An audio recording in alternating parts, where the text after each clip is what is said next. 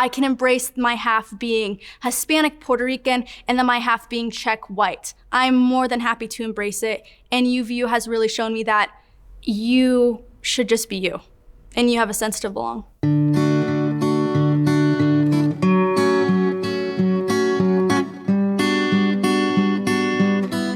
I started high school when I just turned 13, and I will say I was absolutely scared because I was the youngest in my class and everything like that. And I felt like there's like some expectations for me to be like extremely smart and stuff like that, but I suffered from huge imposter syndrome because I was like, okay, I know how I got here. I know I'm a hard worker, but I didn't feel like I was at my peers' level, right? When I was a junior in high school, I transferred to the local community college, and I absolutely loved it. I thrived in college, and I was able to join my college's cheer and dance team, and that was just insane because I was 15 at the time, and no one looked at me like, oh, I'm 15. They looked at me like I was at their level because we were accomplishing the same things. I loved my community college. I loved that I didn't have to go to a TA, that my professors knew my name, and I wanted that at a university level, the sense of community and the sense of belonging, and I found it here at UVU. And being on student government, I hadn't even stepped foot on the campus before I got involved with student government. I just put in my application for 5 different positions, and I got the most perfect position as inclusion chair.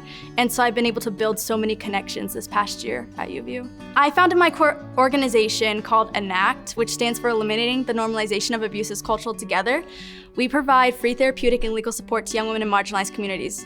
I originally started it to help young women in Hispanic and Black communities overcome cultural trauma that was instilled by racial prejudice, and just really just the amount of like support and the fact that we've been able to branch out to different states has been the best thing for me. Because like my whole saying is, if it's impacted one person, then it's been worthwhile. And so I was like, I'm pretty sure we've impacted one person. So being inclusion chair, it's like, inclusion work is very nitty-gritty. A lot of people don't like to look at it. A lot of people don't like having those uncomfortable conversations and stuff like that.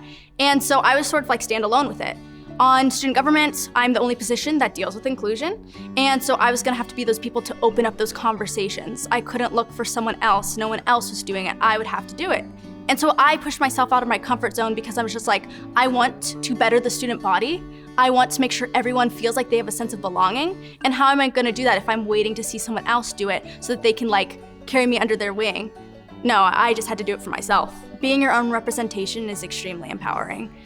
Just because you think that maybe you don't fit into the category of something that you want to apply yourself to, that doesn't mean you shouldn't do it.